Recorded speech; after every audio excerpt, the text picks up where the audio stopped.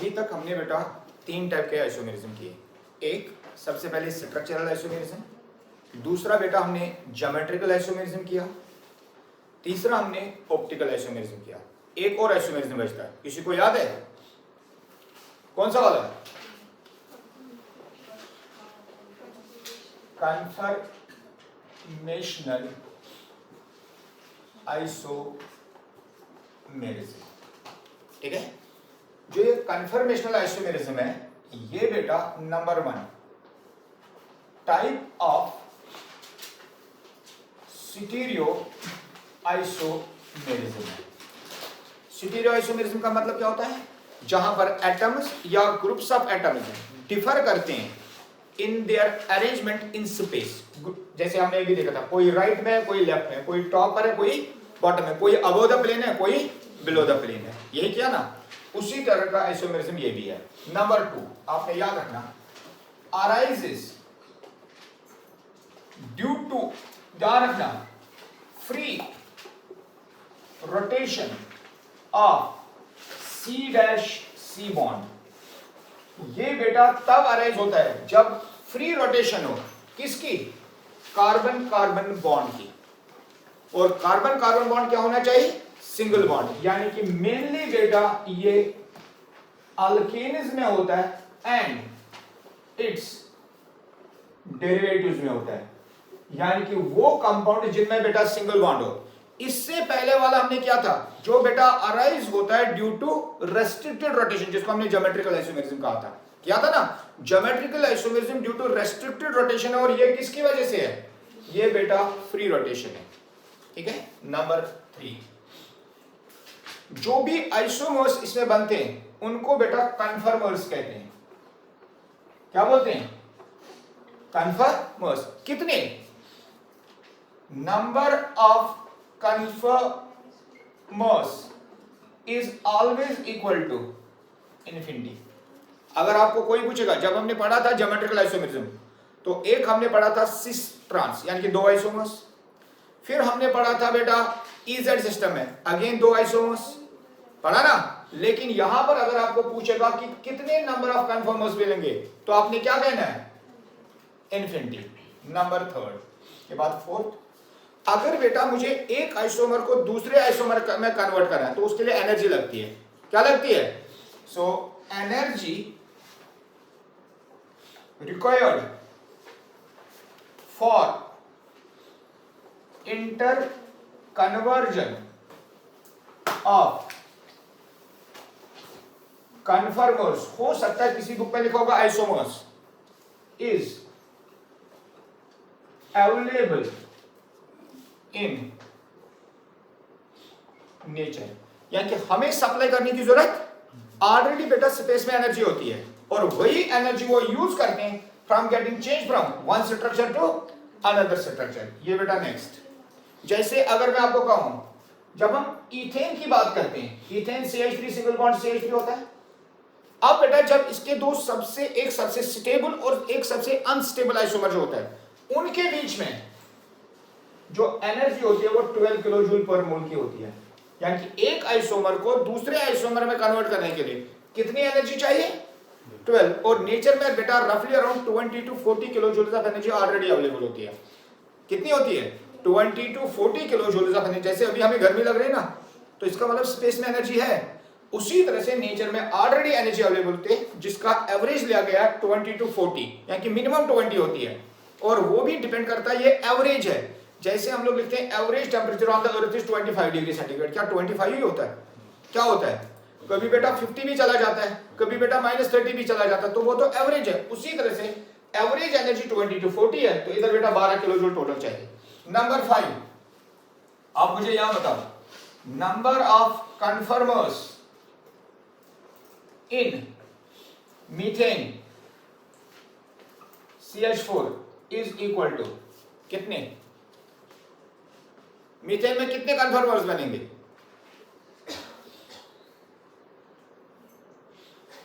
कितने? 0। क्यों? क्या लिखा? रोटेशन किसमें होनी चाहिए? इसमें कितने कार्बन है? 1। तो 2 कार्बन है क्या? यानी कि मिनिमम नंबर ऑफ कार्बन कितने होने चाहिए? क्योंकि मैंने लिखा it arises due to free rotation of carbon carbon single bond, तो मीथेन में कार्बन कार्बन सिंगल बॉन्ड होता है, कार्बन हाइड्रोजन में फ्री रोटेशन नहीं है। किसमें रोटेशन है? कार्बन कार्बन में। इसमें कितने कार्बन? एक, तो इसलिए बेटा इसका दूसरा स्ट्रक्चर आएगा नहीं, तो कितने? 0। अब बेटा ध्यान रखना, यहां पर एक मॉलिक्यूल है CH2 डबल बॉन्ड CH2, इसको इथीन कहते हैं। अब बेटा यहां CH3 सिंगल बॉन्ड CH3। अब मुझे बताओ, इस मॉलिक्यूल को मैंने रोटेट करना है। रोटेट का मतलब इस तरह से हम लोग शो कर सकते हैं। इस मॉलिक्यूल को भी मैंने रोटेट करना है, मान लो इस साइड में रोटेट करना है। यार ये मैंने एंटी क्लॉकवाइज दिखाया, आप एंटी क्लॉकवाइज। इसको रोटेट करना इजी या इसको रोटेट करना इजी? इसको रोटेट करना इजी या इसको रोटेट करना इजी? इसमें क्या है? डबल बॉन्ड, और हमने क्या पढ़ा था? डबल बॉन्ड में रेस्ट्रिक्टेड रोटेशन होती है, यानी कि इसको रोटेट करना इजी, इसको रोटेट करना इजी है। समझ आया? क्यों? क्योंकि यहां सिंगल बॉन्ड है और यहां, और डबल बॉन्ड में क्या होता है? पाई बॉन्ड, जो अबोव द प्लेन भी बंद होता है, और तो इसीलिए बेटा इसको रोटेट करना डिफिकल्ट। अगर इसको रोटेट अप करना है तो इधर ज्यादा एनर्जी लगेगी, इधर, तो इसलिए बेटा याद रखना इसकी रोटेशनल एनर्जी ग्रेटर होगी। किससे? इसीलिए बेटा इन मॉलिक्यूल्स में ये कन्फर्मेशनल आइसोमेरिज्म होता है, क्योंकि conformational arises due to free rotation किसमें पॉसिबल है? अल्केन्स में, क्योंकि उनमें सिंगल बॉन्ड है। समझा? और यहां पर नहीं। इसीलिए बेटा अगर पेपर में आए कि रोटेशनल एनर्जी किसकी ज्यादा है, तो क्या लिखेंगे?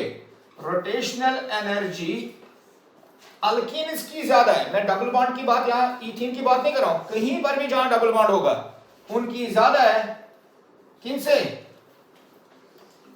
रोटेशनल एनर्जी, यहां पर बेटा मैं अल्केन लिख दूंगा और यहां पर मैं लिख दूंगा अल्कीन, यानी कि अल्कीन्स की ज्यादा, इनकी कम। इसलिए बेटा इनमें ऑप्टिकल इनमें कन्फर्मेशनल आइसोमेरिज्म होता है और इनमें नहीं होता है। इसको कॉपी कीजिए, उसके बाद समझाता हूं। अब यहां पर हम लोग कन्फर्मेशनल आइसोमेरिज्म स्टार्ट करेंगे। मीथेन में तो होगा नहीं, तो सबसे इजीएस्ट मॉलिक्यूल कौन सा है? इथेन। कौन सा? What is ethane? CH3 single bond CH3। अब बेटा मैं C2H6 भी लिख सकता था, लेकिन क्योंकि हमने कार्बन कार्बन बॉन्ड शो करने, अब बेटा जो इथेन है उसको हम लोग स्पेस में दो तरीके से दिखाते हैं। एक जिसको बेटा हम लोग सी हॉर्स प्रोजेक्शन फॉर्मूला कहते हैं, और दूसरा बेटा जिसको बेटा हम लोग न्यूमैनिस प्रोजेक्शन फॉर्मूला कहते हैं। अब सी हॉर्स और न्यूमैनिस प्रोजेक्शन फॉर्मूला में क्या डिफरेंस है, अब बेटा ध्यान रखना।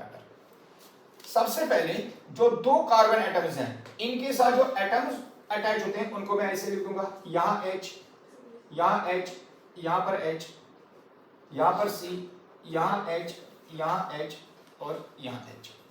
जो दो कार्बन एटम्स हैं उनको बेटा एक स्लैंटिंग लाइन से शो किया जाता है, थोड़ी सी टेढ़ी। अब बेटा यहां पर तीन एटम्स अटैच है, यहां पर तीन एटम्स अटैच है। जो आपका कार्बन नियरर होता है दैट इज कॉल्ड एज 1, जो आपसे थोड़ा सा दूर होता है यानी कि ऑब्जर्वर से जो थोड़ा दूर होता है उसको बेटा 2 कहा जाता है। इस कार्बन को बेटा रियर कार्बन कहा जाता है, यानी कि जो पीछे है।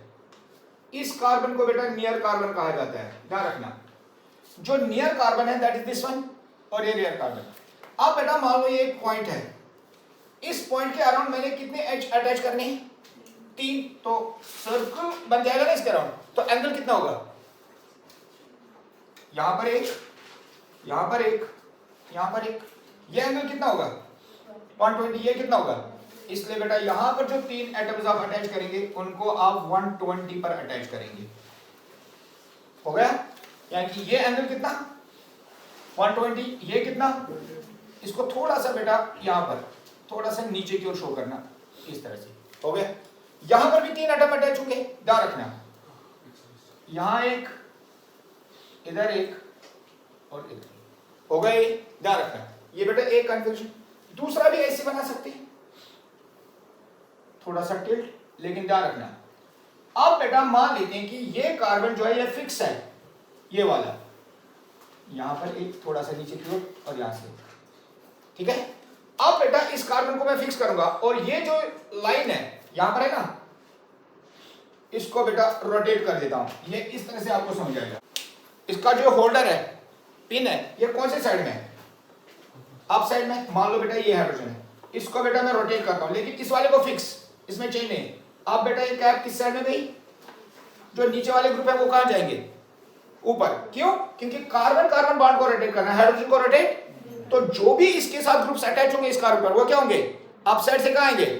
अगर बेटा वो डाउन आए तो क्या मैं लिख सकता हूं, ये नीचे, ये दोनों ऊपर।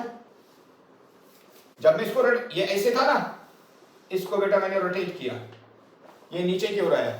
अब बेटा ये ऊपर, ये बेटा नीचे की साइड, ये थोड़ा सा ऊपर की साइड, ये इधर की ओर, ये इधर की ओर आया। समझा? दो डिफरेंट बने। अब बेटा ध्यान रखना, अगर ये दोनों अपोजिट में आए, यानी कि जिस साइड में ये है उसी साइड में ये भी है, ऐसी कन्फर्मेशन को बेटा हम लोग इक्लिप्स्ड कन्फर्मेशन कहते हैं। क्या कहते हैं? इक्लिप्स्ड कन्फिगरेशन कहेंगे, जहां पर एक के अबव और दूसरे के उसके अपोजिट हो, एग्जैक्टली अपोजिट हो, उसको बेटा हम लोग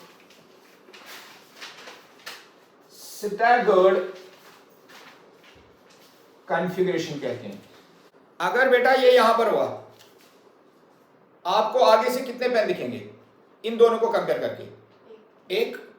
अगर ये यहां पर दिखेगा, दूसरा यहीं पर आएगा ना, और तीसरा यहां पर। अगर आप सामने से दिखेंगे तो आपको कितने दिखेंगे? एक सिर्फ फ्रंट। क्यों? ये बेटा इसको हाइड करेगा, जो यहां पर अटैच होगा वो किसको हाइड करेगा? इस वाले को। जो यहां पर अटैच होगा वो किसको हाइड करेगा? तो उसको क्या कहते हैं? जब सामने वाला पीछे वाले को हाइड करे उसको इक्लिप्स नहीं कहते हैं। इक्लिप्स का मतलब क्या होता है? जब एक दूसरे को शेड करता है। समझा? और ये क्या पूरा का पूरा इक्लिप्स नहीं है, क्योंकि जब आप साइड से देखोगे, सामने से देखोगे, तो आपको बेटा बैक वाला नजर, अगर मैं यहां से देखता हूं, मान लेते हैं ये दो ही हैं, सारे मैं यूज नहीं करता हूं, ये बेटा कार्बन कार्बन का बॉन्ड है और यहां पर ग्रुप अटैच है, जहां पर आपका फ्रंट है वहीं पर बैक भी है, आपको कितने नजर आएंगे? कोई भी नहीं। समझा? इस कन्फर्मेशन को क्या कहेंगे? इक्लिप्स्ड। अब बेटा ये ऊपर है, ये ऊपर था ना, मैंने, क्योंकि ये इधर अटैच था, मैंने इसको बॉन्ड को रोटेट किया, तो बेटा ये कहां गया? अपोजिट साइड में। तो अगर 100% अपोजिट साइड में, तो क्या बना? स्टैगर्ड। कब? जब एक ऊपर एक, ये बेटा ध्यान रखो, ये एंगल कितना बना? ये अप साइड में, ये डाउन साइड में 180 का। अगर बेटा मैंने यहां किया, यहां पर भी आइसोमर बना, क्योंकि दोनों की स्ट्रक्चर सेम, यहां पर भी बना, यहां पर भी बना, यहां पर भी बना, अभी भी इक्लिप्स। अगर बेटा मैं 1 डिग्री के थ्रू रोटेट करता हूं तो कितने स्ट्रक्चर बनेंगे? 180। यहां पर एक स्ट्रक्चर बना। इन दोनों का एंगल कितना? इन दोनों का एंगल कितना? पैरेलल है, 0 डिग्री। कल समझाया अभी था। कितना होता है इन दोनों का एंगल? क्या ये पैरेलल में नहीं है? पैरेलल में एंगल कितना होता है? 0 डिग्री। अब बेटा मैं 1 डिग्री रोटेट करूं, क्या ये सेम है? बन गया एक कन्फर्म। मैं 2 डिग्री के रोटेट करूंगा, कितने बन गए? 2। 3 डिग्री में रोटेट करूंगा, कितने बने? अगर मैं 1 डिग्री से थ्रू रोटेट करूंगा, जब तक बेटा मुझे ये वाला मिलेगा, तो कितने स्ट्रक्चर मिले? 180। अगर मैं हाफ डिग्री में रोटेट करूं, 360, डबल हो जाएगा ना। अगर मैं 1/4 में करूंगा, 720। इसीलिए बेटा हम लोग लिखते हैं नंबर ऑफ कन्फर्मर्स इनफाइनाइट है। कितने हैं? ये बेटा कौन सी कन्फर्मेशन हो गई जो मैंने बोर्ड पर शो की? कौन सी हो गई? इन दोनों में बेटा कौन सी इन दोनों में कौन सी हो गई? ये बेटा होगी सी हॉर्स कन्फर्मेशन। कौन सी हो गई? सी हॉर्स कन्फर्मेशन में हम लोग किससे डिजिग्नेट करते हैं? फ्रंट और बैक नहीं, एक किस लाइन से? हॉरिजॉन्टल लाइन से, एक स्लैंटिंग लाइन से। अब बेटा ध्यान रखना, यहां हाइड्रोजन, यहां हाइड्रोजन। जब मैं यहां से देखूंगा तो मुझे एक ही दिखेगा। यहां हाइड्रोजन, यहां हाइड्रोजन, यहां पर हाइड्रोजन, यहां पर हाइड्रोजन, यहां इनमें भी हाइड्रोजन, लेकिन इसमें बेटा अपोजिट साइड है। ये हो गई बेटा new sea horse projection formula. ये सी हॉर्स और यहां पर बेटा न्यूमैन्स। न्यूमैन्स प्रोजेक्शन फार्मूला क्या कहती है? जो आपका फ्रंट कार्बन है उसको बेटा आप डॉट से रिप्रेजेंट करेंगे। ध्यान रखना, किससे रिप्रेजेंट करेंगे? और जो आपका रियर कार्बन है बेटा, पहले यहां ध्यान रखो, जो आपका रियर कार्बन है उसको सर्कल से रिप्रेजेंट करेंगे। किसे रिप्रेजेंट करेंगे? तो बेटा ये इसके अराउंड सर्कल। ध्यान रखना, आपके फ्रंट कार्बन के साथ कौन कौन सा एटम अटैच है? H, H और H। तो बेटा कैसे शो करूं, क्योंकि फ्रंट कार्बन यहां से है तो बेटा इसके एटम्स में ऐसे शो करूंगा, ठीक है। अब बेटा बैक कार्बन के पहले मैं ये बनाऊंगा, उसके बाद आपको ये इजीली समझ आएगा। यहां पर जो आपका कार्बन है, चाहे वो रियर है चाहे वो फ्रंट है, ठीक है ना, कौन सा स्ट्रक्चर, यही स्ट्रक्चर, एक इक्लिप्सड कन्फर्मेशन, एक ये बेटा आपका फ्रंट कार्बन। इसके बैक साइड में जो बैक कार्बन है उसको बेटा हम लोग सर्कल से रिप्रेजेंट करेंगे। अब ध्यान रखना, इस कार्बन को मैं फिक्स रखूंगा, इसको रोटेट करूंगा, तो पहले कार्बन में जो एटम्स होंगे या ग्रुप्स होंगे उनमें कोई चेंज नहीं आएगी, 120 का एंगल, समझा। अब बेटा इक्लिप्सड में क्या होता था, जो ऊपर जो बैक साइड उसमें कहां होगा, उसके अपोजिट, यहां से डालूंगा मैं डॉट से, इसका अपोजिट कौन सा बनेगा, ये वाला, इसका अपोजिट कौन सा बनेगा, ये वाला।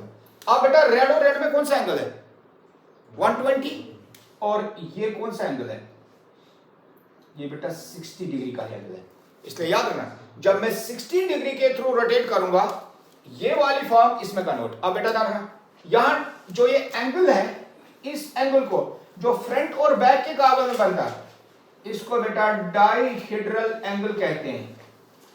कौन सा एंगल कहते हैं, कौन सा एंगल, जो बेटा फ्रंट कार्बन के एटम्स बैक कार्बन के एटम्स के साथ बनाते हैं उसको क्या, कौन सा एंगल बोलते हैं, तो डाइहेड्रल एंगल कितना। अगर बेटा मैं इसको 60 डिग्री में रोटेट करूं, क्या करूं, किसको, रेड वालों को, वो कहां गए जाएंगे, वो तो हमें दिखाई नहीं देंगे, एक्चुअली वो कहां जाएंगे, इसके, and that will be this form, समझा। अब बेटा अगर वो दिखाई नहीं देंगे तो क्या हमने बना लिया। अब ध्यान रखो, हम लोग क्या करते हैं, डॉटेड लाइन बेटा यहां पर थोड़ा सा राइट साइड में शो करते हैं या लेफ्ट साइड में, इधर थोड़ा सा राइट, इधर भी थोड़ा सा राइट, और यहां पर भी थोड़ा सा राइट, राइट में, तीनों में क्या किया, राइट राइट साइड, और यहां पर लिख देते हैं जो ये डाइहेड्रल एंगल है वो बेटा 0 डिग्री है। 0 डिग्री का मतलब क्या होता है, एक्चुअली बेटा वो इसके पीछे है, लेकिन बोर्ड में हमने रिप्रेजेंट करना है, तो बोर्ड में कैसे रिप्रेजेंट करेंगे, थोड़ा सा बेटा साइड में शो करके। तो इसलिए बेटा जो ये 0 डिग्री का एंगल यहां पर है, ये कौन सा एंगल है, डाइहेड्रल एंगल। अब मुझे बताओ, जो ये एटम्स हैं और ये एटम्स हैं, इनमें से ज्यादा स्टेबल कौन सा होगा, ये वाला या ये वाला, ये कौन सा सबसे पहले, ये बेटा इक्लिप्सड बना, ये कौन सा बना, ये बना बेटा स्टैगर्ड कन्फर्मेशन। आपके हिसाब से ज्यादा स्टेबल कौन और क्यों, which one will be more stable. आप बेटा ध्यान रखो, यहां पर एक एटम यहां है, दूसरा एटम यहां है, यानी कि बिल्कुल पास पास है या नहीं, सेम डायरेक्शन में, तो क्या करेंगे, सेम चीजें एक दूसरे को क्या करती है, रिपेल, और जब रिपेल करेंगे एनर्जी, जिसकी एनर्जी ज्यादा उसकी स्टेबिलिटी, तो बेटा इसकी एनर्जी ज्यादा इसलिए ये अनस्टेबल, इसमें रिपल्शन कम, क्यों, यहां बेटा कितना एंगल, यहां कितना एंगल, तो बेटा जितनी रिपल्शन यहां से उतनी रिपल्शन यहां से, टोटल रिपल्शन कितना, ऑलमोस्ट 0, इसलिए इसकी रिपल्शन बहुत कम, इसलिए इसकी एनर्जी भी बहुत कम, जिसकी एनर्जी बहुत कम उसकी एनर्जी बहुत ज्यादा है। अब इन दोनों में उसकी एनर्जी बहुत कम, इसलिए स्टेबिलिटी सबसे ज्यादा, इसलिए इन दोनों में ये अनस्टेबल, ये, तो इसलिए बेटा याद रखना, जब यहां से यहां जाएंगे तो ये अनस्टेबल है, एनर्जी ज्यादा है, तो एनर्जी बेटा लूज हो जाएगी, क्या हो जाएगी, क्यों, क्योंकि इसकी एनर्जी ज्यादा है और इसकी एनर्जी, तो अगर बेटा यहां से यहां जाना है तो ये बेटा एनर्जी गेन करेगा, क्योंकि हमने लिखा इसकी क्या है, लेस एनर्जी है, तो लेस एनर्जी का मतलब बेटा ये मोर स्टेबल है।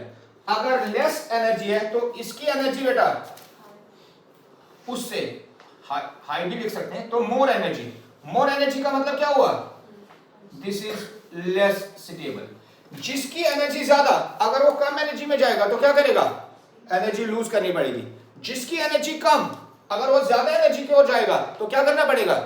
इसीलिए बेटा इन दोनों को इंटर कन्वर्ट होने में एनर्जी की जरूरत है। वो मैंने लिखवाया था शायद आपको सेटअप नंबर 2 में कि एक आइसोमर को दूसरे आइसोमर में कन्वर्ट होने के लिए एनर्जी, लेकिन जो एनर्जी यहां लगती है वो कहां से ऑब्टेन होती है, वो नेचर से। इसीलिए बेटा नेचर में जब हम स्ट्रक्चर देते हैं तो ना हमें इक्लिप्स्ड मिलता है ना हमें स्टैगर्ड मिलता है। याद रखना क्यों? क्योंकि बेटा एनर्जी बहुत कम है तो इसलिए हमें एक ही कंफर्मेशन मिलती है, ये आपस में इंटरचेंज होते रहते हैं। तो इसलिए बेटा हमें दो डिफरेंट स्ट्रक्चर, जैसे हमें सिस अलग मिलता है ट्रांस अलग मिलता है, ये हमें अलग अलग नहीं मिलते हैं, लेकिन आपने याद रखना यहां पर दो। अब बेटा अगर मैं 60 डिग्री में रोटेट करूंगा तो ये मिलेगा, अगर मैं 1 डिग्री में रोटेट करूं तो एक नई फॉर्म मिलेगी, 2 डिग्री में रोटेट करूं एक नई। All those forms which are in between these two, जो स्टैगर्ड और इसके इक्लिप्स्ड के बीच में होंगे, उनको बेटा गॉश फॉर्म्स कहते हैं। GAUCHE क्या बोलते हैं? गॉश, या किसी बुक में लिखा होगा उनको बेटा सिक्यू फॉर्म्स कहते हैं। क्या कहते हैं?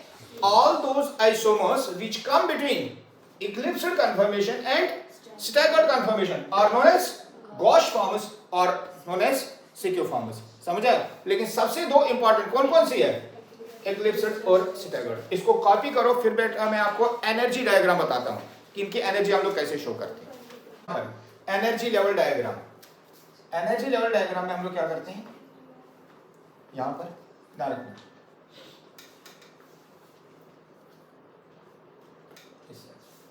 अब बेटा यहां से हम लोग एनर्जी यूज करते हैं और यहां से हम लोग डाइहेड्रल एंगल यूज करते हैं। ये कौन सा एंगल है? जीरो। एनर्जी कितनी? जीरो। ठीक है। अब बेटा जो ये इक्लिप्स्ड कन्फर्मेशन है, क्या इसकी एनर्जी जीरो है? नहीं, जीरो कोई ना कोई होगी। लेट अस सपोज इसकी एनर्जी बेटा यहां पर है, समझा? कोई ना कोई एनर्जी तो होगी। अब बेटा जब वो यहां से यहां जा रहा है तो वो एनर्जी को क्या कर रहा है? जब वो एनर्जी को लूज करेगा तो कहां आएगा? तो बेटा जैसे जैसे वो जाएगा, ये 0 डिग्री, ये 1 डिग्री, ये 2 डिग्री, ये 3 डिग्री, ये 4 डिग्री, ये 5 डिग्री, उसी तरह से होगा ना। जैसे जैसे बेटा वो यहां से यहां चेंज हो रहा होगा, एंगल बढ़ता जाएगा ना। क्यों? यहां कितना एंगल है, यहां कितना है, तो बेटा हम साथ साथ में एंगल के साथ साथ भी आगे बढ़ेंगे। सो विल मूव, ये ऐसे आएगा। जब वो यहां पर पहुंचेगा, मान लो ये एंगल है, तो ये एंगल कितना होगा? ये 60 डिग्री। जब 60 डिग्री पहुंचेगा तो इसमें जाएगा। अगर बेटा अब ये वापस आगे और जाना चाहेगा तो ये आप नजदीक आ रहा है ना, जब ये नजदीक आएगा तो एनर्जी क्या हो जाएगी? बढ़ जाएगी। तो एनर्जी बेटा वापस बढ़ जाएगी। कहां पहुंचेगी? यहां पर। जब यहां पर पहुंचेगी इस लाइन पर, ध्यान रखो, मैं इस यहां पर एक डॉटेड लाइन ड्रा कर लेता हूं, यहां पर भी एक डॉटेड लाइन ड्रा कर लेता हूं, क्योंकि अब आप कहेंगे सर यहां पर जीरो एनर्जी तो किसी की होती नहीं है। अब आप कहेंगे सर यहां से खींचो यहां पर लाओ, क्या किसी की एनर्जी जीरो होती है? Every substance in this world has some energy. तो वो इतनी है इक्लिप्स्ड की, हाँ, इसकी हमने कम लिखी, जीरो लिखी, तो इसलिए जीरो एनर्जी। अब कुछ बच्चे कहते हैं सर जीरो लिखाओ, तो जीरो नहीं आएगी बेटा, इसलिए इन दोनों के बीच में। अब उसके बाद बेटा वो यहां कन्फर्मेशन कन्वर्ट हो जाएगी, उसके बाद फिर बेटा वापस, उसके बाद फिर वापस। अब यहां देखो, यहां पर जो कन्फर्मेशन है ये कौन सी है? ये इक्लिप्स्ड है। यहां पर कौन सी कन्फर्मेशन है?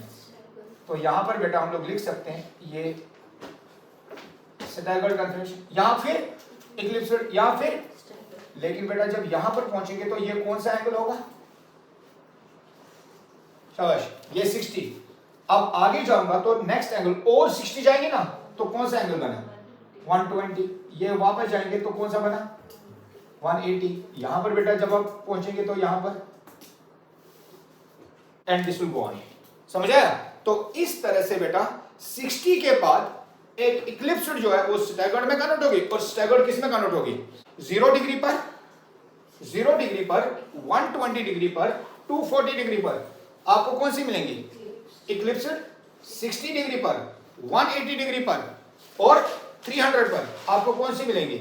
आपको बेटा स्टैगर्ड कन्फर्मेशन मिलेंगी। समझ आए? कंप्लीट करो इसको। This is known as energy level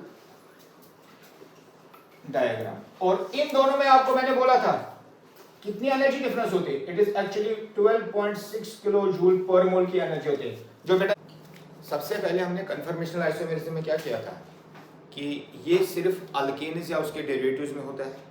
दूसरा, ये कार्बन और कार्बन की फ्री रोटेशन की वजह से होता है, जबकि ज्योमेट्रिकल आइसोमेरिज्म कार्बन और कार्बन की डबल बॉन्डेड या रेस्ट्रिक्टेड रोटेशन की वजह से होता है। फिर हमने कहा था कि ये कार्बन और हाइड्रोजन के बॉन्ड की वजह से नहीं होता है, ये हमेशा कार्बन और कार्बन बॉन्ड की वजह से होता है, जिसकी वजह से मीथेन में कोई कन्फर्मर नहीं बनता है। अब जनरली बेटा जो दो इंपॉर्टेंट कन्फर्मर्स हैं, एक स्टैगर्ड है और एक इक्लिप्सड है। जो स्टैगर्ड होता है वो सबसे ज्यादा स्टेबल होता है और जो इक्लिप्सड है वो सबसे कम। CH3 CH2 single bond CH2। अब बेटा यहां पर रोटेशन क्योंकि कार्बन और कार्बन की करनी है, एक CH3 और एक बेटा ये CH2। जो CH3 है इसको कार्बन नंबर 1 देंगे, जो CH2 है इसको कार्बन नंबर 2 देंगे, क्योंकि आप इन दोनों में करेंगे तब भी बेटा सेम आएगा, तो यहां पर भी सेम। अब जो कार्बन नंबर 1 है इसको बेटा हम लोग नियर या इसको बेटा हम लोग फ्रंट कार्बन भी कहते हैं, और जो कार्बन नंबर 2 है इसको बेटा हम लोग रियर कार्बन भी कहते हैं। कल मैंने आपको कहा था कि जब हम लोग बेटा इसको न्यूमैनिस प्रोजेक्शन फार्मूला से दिखाते हैं तो क्या करते हैं, जो फ्रंट कार्बन है उसको बेटा डॉट से दिखाते हैं और उसके एटम्स या ग्रुप्स हम लोग शो करते हैं at an angle of 120 degree. ये क्या था ना। अब बेटा इस कार्बन नंबर 1 के साथ कितने हाइड्रोजन है, 3, एक हाइड्रोजन यहाँ, एक हाइड्रोजन यहाँ और एक हाइड्रोजन यहाँ। ये एंगल कितना बेटा, ये भी 120। अब जो बेटा रियर कार्बन होता है जिसको बैक कार्बन भी कहा जाता है उसको कैसे शो किया जाता है, अगर आपको याद होगा उसको बेटा सर्कल से शो किया जाता है, और उसके जो एटम्स और ग्रुप्स हैं वो बेटा सर्कमफ्रेंस से शो किए जाते हैं। कहां से शो किए जाते हैं। अब इस कार्बन के पास कितने हाइड्रोजन है, 2, तो हम लोग क्या करेंगे, एक हाइड्रोजन को बेटा जैसे मैंने आपको कहा सर्कमफ्रेंस से मैं दिखाऊंगा, एक हाइड्रोजन को मैं यहां दिखाऊंगा, एक हाइड्रोजन को मैं यहां पर दिखाऊंगा, और तीसरा कौन सा है, मिथाइल, तो बेटा मिथाइल को हम लोग यहां पर शो करेंगे। लेकिन आपने याद रखना एक्चुअली जो हम लोग सर्कमफ्रेंस से दिखा रहे हैं इस फॉर्म में वो बेटा साइड में नहीं है, वो CH3 इस H के बैक में है, जो यहाँ पर H है वो इस H के बैक में है और दूसरा जो है वो इस H के बैक में है। समझा। इसका मतलब हुआ यहाँ पर जो एंगल है जिसको हम लोग डायहेड्रल एंगल बोलते हैं, ये डायहेड्रल एंगल कितने डिग्री का है, 0 डिग्री का है। समझा। अब बेटा इसमें से आपने ध्यान रखना यहाँ आसान है, आप क्या करेंगे, जो ब्लैक वाले एटम्स हैं उनको फिक्स करेंगे और जो रेड वाले हैं यानी जो सर्कमफ्रेंस है जो गोल है उसको बेटा घुमाएंगे। अगर बेटा मैं इसको घुमा लूं बाय 60 डिग्री, कितने डिग्री, तो क्या मिलेगा, जो फ्रंट वाला है वो तो सेम रहेगा, उसमें तो कोई चेंज नहीं आएगी। यहां पर बॉन्ड, यहां पर बॉन्ड, एक एटम यहां पर, एक एटम यहां पर और एक एटम यहां पर। अब बेटा जो बैक कार्बन है उसको किससे दिखाना है, सर्कल से दिखाना है। अब बेटा ये एंगल ब्लैक और ब्लैक के बीच में कितना है, 120, और यहाँ कितना है, रेड और ब्लैक का कितना है। अगर रेड को मैं 60 डिग्री घुमाऊं क्या वो यहां नहीं आएगा, क्यों, ये 120 है तो इसका आधा 60, यहां पर भी बेटा 60। अगर इसके अपोजिट में दूसरा करूं और इसके अपोजिट में एक और करूं तो यहां पर कौन सा आएगा, CH3, यहां पर क्या आएगा H, यहां पर क्या आएगा। अब बेटा ये डायहेड्रल एंगल कितना बना, ये बना 60 डिग्री, ठीक है। अगर इसको मैं और 60 डिग्री घुमाऊं तो उसका मतलब हुआ ये CH3 जो ये H के बैक में आएगा तो सेम है, यहां पर एक CH3 एक H के पीछे है तो वो यहां पर आ जाएगा। इसका मतलब ये और ये सेम होगा, क्यों, यहां पर भी एक H एक CH3 के पीछे है, H के और H हाइड कर रहे हैं एक दूसरे को, लेकिन यहां पर जब मैं 60 डिग्री घुमाऊंगा वो वापस, इसलिए बेटा इसको हम लोग इस तरह से शो करते हैं, यानी कि इसको 60 डिग्री में घुमाऊंगा तो ये वाला आएगा, इसको घुमाऊंगा तो ये वाला आएगा। अब बेटा इस फॉर्म को कौन सी फॉर्म बोलते हैं, इक्लिप्स कन्फर्मेशन। इसको कौन सा बोलते हैं, दिस इज स्टैगर्ड फॉर्म, ठीक है ना, जहां पर बेटा अपोजिट टू ईच अदर हो तो उसको स्टैगर्ड, इसको इक्लिप्सड। अब बेटा ये वाली लेस स्टेबल, क्यों लेस स्टेबल, यहां पर क्योंकि ग्रुप्स नजदीक है, ये दोनों एक दूसरे को क्या करेंगे, रिपेल करेंगे, और रिपल्शन की वजह से एनर्जी और इसमें ग्रुप्स दूर हैं तो इसलिए बेटा ये दोनों के कंपैरिजन में मोर स्टेबल। आप लिख सकते हैं यहां पर लेस एनर्जी का मतलब, लेस स्टेबल का मतलब हाई एनर्जी, और मोर स्टेबल का मतलब लेस या लेसर एनर्जी। अगर बेटा इसके लिए हम लोग एनर्जी लेवल डायग्राम ड्रा करना चाहेंगे, जैसे कल मैंने आपको शो किया था, यहां से y एक्सिस पर बेटा हम लोग एनर्जी को प्लॉट करेंगे और x एक्सिस पर हम लोग डायहेड्रल एंगल को प्लॉट करेंगे। अब बेटा कोई भी सबस्टेंस दुनिया में ऐसी नहीं होती है जिसकी एनर्जी जीरो है, तो इसलिए मान के चलते हैं चाहे इक्लिप्स्ड फॉर्म है चाहे स्टेबल फॉर्म है, कुछ ना कुछ अमाउंट ऑफ एनर्जी होगी। कितनी? मान लेते हैं बेटा किसी भी फॉर्म की कम से कम एनर्जी इतनी है ही है। मैं ये नहीं कह रहा हूं कि ये स्टैगर्ड के, यानी कि कम से कम एनर्जी हर एक की होती है, जीरो नहीं होती। अब इन दोनों में किसकी एनर्जी ज्यादा है? यहां लिखा है ना इक्लिप्स्ड की, तो मान लेते हैं बेटा इक्लिप्स्ड की एनर्जी यहां पर, दो ही फॉर्म्स है ना। अगर इक्लिप्स्ड की एनर्जी यहां है, इसकी एनर्जी ज्यादा बेटा, इसकी एनर्जी जब ये यहां से यहां जाएगा तो एनर्जी कम हो जाएगी, यानी कि वो लूज करेगा। मान लेते हैं कि ये इक्लिप्स्ड कन्फर्मेशन थी, जब ये एनर्जी लूज करेगा तो किस में कन्वर्ट होगा? लेकिन कब? पहले 59 डिग्री, फिर बेटा 58 डिग्री, फिर 57 डिग्री, फिर 56 डिग्री, इस तरह से जैसे जैसे आगे जाते जाएगा एनर्जी कम होती जाएगी। तो बेटा अल्टीमेटली एक टाइम ऐसा आएगा कि ये अपनी एनर्जी को कम करते जाएगा, कम करते जाएगा, और जब ये यहां पर पहुंचेगा तो ये कौन सी फॉर्म बनेगी? स्टैगर्ड, क्योंकि इसकी एनर्जी कम है, जीरो। इसीलिए बेटा ये लाइन हम लोग ड्रा करके यहां तक नहीं लाते। उसके बाद अगर मैं नेक्स्ट कंफर्मेशन बनाऊं, क्या वो सेम नहीं बनेगी? और जैसे बेटा ये अब इसमें वापस जाना चाहेगा तो अभी 60 डिग्री है, फिर 59 आएगा, 59 के बाद क्या आएगा? 58, 57, 56, ये कम होता जाएगा, और जैसे जैसे बेटा एंगल कम होता जाएगा ये यहां पर पहुंचेगा। उसके बाद बेटा क्या यही पैटर्न ये फॉलो नहीं करेगा? इसका मतलब हुआ कि ये कंफर्मेशन जो इस लाइन पर आएंगे ये स्टैगर्ड कंफर्मेशन है। ये कौन सी कंफर्मेशन है? Eclipsed confirmation. और सबसे पहले जब हम लोग यहां पर इन दोनों को ज्वाइन करेंगे, ये डायहेड्रल एंगल जीरो है, ये एनर्जी भी जीरो है। ये कौन सा एंगल है? क्यों? 60 डिग्री के बाद बेटा हमें ये मिलेगा। जब मैं इसको वापस 60 डिग्री में रोटेट करूंगा तो ये वापस मिलेगा। तो बेटा इसका मतलब 120 के बाद यहां हमें फिर वापस मिलेगा। फिर जब हम लोग यहां पहुंचेंगे तो कितना सवाल बेटा? 180 डिग्री, यानी कि 60 डिग्री पर 180 डिग्री पर हमें स्टैगर्ड फॉर्म्स मिलेंगे, 0 डिग्री पर 120 डिग्री पर हमें कौन सी फॉर्म्स मिलेंगे? इक्लिप्स्ड। तो इसलिए बेटा मैं यहां लिख सकता हूं ये इक्लिप्स्ड फॉर्म है, ये बेटा अगेन हमें यहां staggered, and this will continue, और ये बेटा इसी तरह से कंटिन्यू होता जाएगा। अब बेटा आप कहेंगे सर मैंने कल भी यही डायग्राम बनाई थी, आज भी आपने यही डायग्राम बनाई। कल अगर आपको याद होगा, कल भी हमने इसी तरह की एक डायग्राम बनाई थी। ध्यान रखो यहां पर एक, यहां पर कल क्या बनाया था? यहां पर बेटा इक्लिप्स्ड फॉर्म ऑफ इथेन थी, यहां पर भी यहां पर स्टैगर्ड फॉर्म। तो दोनों में क्या डिफरेंस होगा? वहां पर भी आप देखो कल वाला ग्राफ, बेटा वो ग्राफ भी आपका ऐसे मिल रहा है, एग्जैक्टली सेम जगह पर सेम ग्राफ मिल रहा है। ये इक्लिप्स्ड, ये इक्लिप्स्ड, ये इक्लिप्स्ड फॉर्म, यहां स्टैगर्ड फॉर्म, यहां स्टैगर्ड फॉर्म, और एंगल बेटा सेम है। ये 60 डिग्री है, ये बेटा 120 डिग्री है, और ये बेटा 180 डिग्री। फिर डिफरेंस क्या?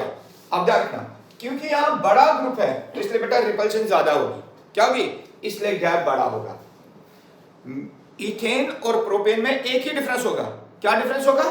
यहां पर बेटा अगर मीथेन का, इथेन का केस है तो रिपल्शन कम होगी, इसलिए गैप छोटा होगा। लेकिन क्योंकि प्रोपेन में बड़ा ग्रुप आ रहा है इसलिए बेटा गैप ज्यादा हो जाएगा, इसीलिए ये गैप बड़ा होगा in case of propane, in case of ethane ये गैप छोटा होगा।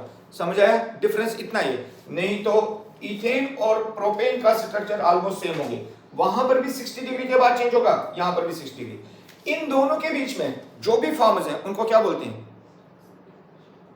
एक तो स्टैगर्ड है, एक तो इक्लिप्स्ड है, बाकी CQ फॉर्म्स या गॉश, वो कौन सी फॉर्म्स हो गई? जो यहां पर कन्फर्मर बनेगा, जो यहां पर कन्फर्मर, यहां पर, यानी कि नीचे आते आते जो कन्फर्मर्स बनेंगे वो भी तो स्ट्रक्चर्स है ना। इसलिए बेटा कोई भी कन्फर्मर जो यहां बनेगा उसको गॉश या गॉची, या बेटा इसका दूसरा नाम है क्या बोलते हैं? CQ।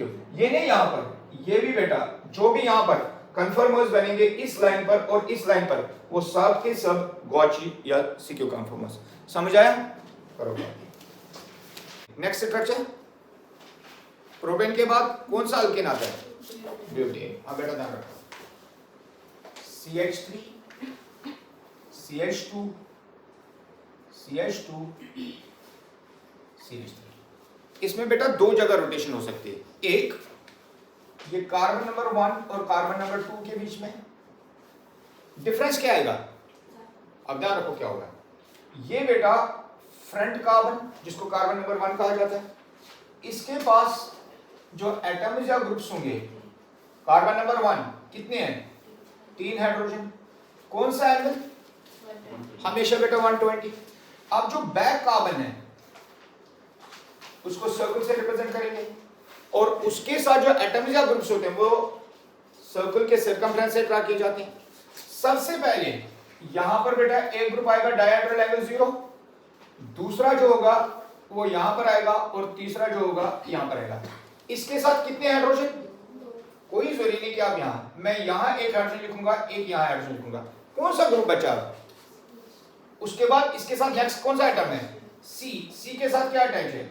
CH2 और CH3। क्या मैं इन दोनों को डायरेक्टली, हाँ वेरी गुड, इनको C2H5 नहीं लिख सकता? क्या डिफरेंस आया? जो प्रोपेन था उसमें CH3 ग्रुप अटैच था और इसमें C2H5। अब क्या होगा? अब बेटा यहां पर जो गैप एनर्जी का है वो थोड़ा सा और बढ़ जाएगा, और कोई डिफरेंस, बाकी सब स्ट्रक्चर सेम होंगे। 60 डिग्री के बाद हमें एंटी जो है वो स्टैगर्ड में कन्वर्ट होगा, और स्टैगर्ड जो है वो, इसीलिए बेटा इसमें हम लोग ये स्ट्रक्चर नहीं करेंगे क्योंकि ये बिल्कुल सिमिलर टू किसके? प्रोपेन है। अब बेटा हम लोग कौन सा करेंगे? वो यहां पर 1 और 2 के बीच में नहीं करेंगे हम लोग बेटा, एक 2 और 3 के बीच में करेंगे। ये बेटा कार्बन नंबर 1, ये 2, ये 3, ये 4। लेकिन अब आपने याद रखना है, जिस कार्बन को बेटा आप रिप्रेजेंट करें, जिनके बीच में आप रोटेशन करें, उनमें से आपने देखना कि पहला कौन सा है। पहला कौन सा है? 2। दूसरा कौन सा है? तो बेटा इसलिए जो 2 आपका है ये हमारा फ्रंट कार्बन बनेगा। क्या बनेगा? और जो 3 है ये हमारा बेटा रियर कार्बन बनेगा। अब 1 हमारा फ्रंट कार्बन। फ्रंट कार्बन का मतलब ये नहीं तो जो सबसे पहले, फ्रंट कार्बन का मतलब होता है जिसको हम लोग कंसीडर कर रहे हैं रोटेशन की। दूसरी बात, जब 2 और 3 में रोटेशन होगी, ये सिमेट्रिकल मॉलिक्यूल है क्योंकि इधर CH2, इधर CH2, इधर CH3, इधर, तो इसके लिए बेटा जो इसके कन्फर्मेशनल आइसोमर्स बनेंगे वो ज्यादा स्टेबल होंगे एज कंपेयर्ड अगर हम लोग बेटा 1 और 2 के बीच में करें, या 3 और 4 और 1 और 2 सेम होता है क्योंकि नंबरिंग फिर बेटा लेफ्ट साइड से स्टार्ट हो जाएगी। इसीलिए जब भी आप ब्यूटेन के कन्फर्मेशन देखते हैं तो वो बेटा आप 2 और 3 के बीच में देखते हैं। तो आप कैसे बनाएं? रूल बेटा सेम है। फ्रंट कार्बन को हम लोग रिप्रेजेंट करेंगे एक डॉट से, क्या?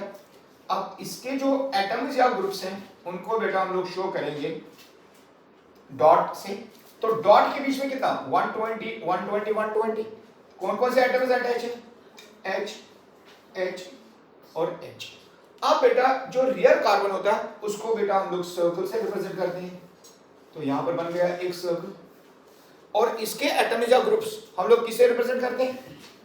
डॉट से, और वो भी सर्कमफ्रेंस से। आप यहां पर,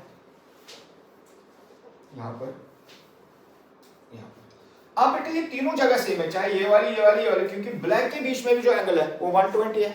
डायहेड्रल एंगल कितना है? 0 डिग्री। इसलिए यहां लिखने की जरूरत नहीं है। अगर लिखना भी चाहें तो यहां लिख सकते हैं कि जो ये एंगल है ये बेटा 0 डिग्री का है। अब यहां पर बेटा एक H में यहां ड्रा करूंगा, एक H में यहां ड्रा करूंगा। क्यों? इसके साथ भी 2 हाइड्रोजन है।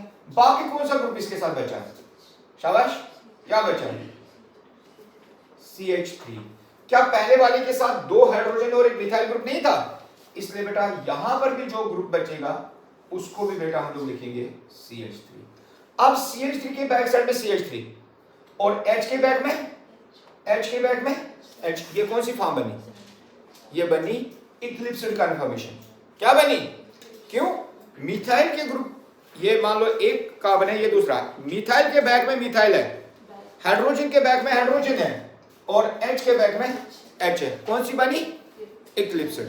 अब बेटा ऐसी इक्लिप्स्ड फॉर्म जहां पर अलग अलग ग्रुप्स हो, जैसे यहां हाइड्रोजन और हाइड्रोजन है, यहां पर मिथाइल और, ऐसी इक्लिप्स्ड फॉर्म को बेटा अब एंटी कहा जाता है। इसको नाम दिया जाता है फुल्ली इक्लिप्स्ड। क्या नाम दिया जाता है? Fully eclipsed. क्या होता है वो बाद में मैं आपको समझाता हूं, और कौन कौन सा बन जाता है। फुल्ली का मतलब होता है जो ग्रुप आपके फ्रंट में है वही ग्रुप बेटा बैक में हो। समझ आया? अब बेटा सेम चीज जो हम लोग पहले करते थे, इसको रोटेट करेंगे through an angle of 60 degree. करो rotate through an angle of 60 degree. जो फ्रंट कार्बन है जिसको हमने रेड से डिजिग्नेट किया है, उसमें तो कोई चेंज ही नहीं है बेटा। यहां पर CH3 आएगा, यहां पर H, यहां पर H। साक्षी दशुनी तक है, यहां पर CH3, यहां पर H, यहां पर H। अगर मैं 60 डिग्री पर रोटेट करूं तो किसको रोटेट करना है? जो ब्लैक सर्कल है। तो ब्लैक को बेटा मैं जब रोटेट करूंगा 60 डिग्री तो कहां आएगा? वो बेटा यहां पर आएगा, अपोजिट में यहां पर आएगा, और बेटा एक ग्रुप यहां पर आएगा। अब जो ये ब्लैक और ब्लैक का एंगल है वो कितना है? 120। लेकिन बेटा जो है ब्लैक और रेड के बीच में, यानी कि जो फ्रंट कार्बन है और बैक कार्बन है, इसका कौन सा एंगल? तो बेटा ये बना 60 डिग्री। अब यहां पर क्या आया? CH3, यहां पर क्या आया? H, यहां पर है H। अब ये दो फॉर्म सिमिलर। अब बेटा इसको मैं और थोड़ा सा घुमा लेता हूं, और 60 डिग्री के थ्रू, ध्यान रखना। अब जब मैं इसको 60 डिग्री के थ्रू रोटेट करता हूं तो बेटा फ्रंट में तो कोई चेंज आएगा नहीं। यहां स्ट्रक्चर, यहां स्ट्रक्चर, यहां स्ट्रक्चर। फ्रंट में क्या है? CH3, यहां पर क्या है? यहां पर H।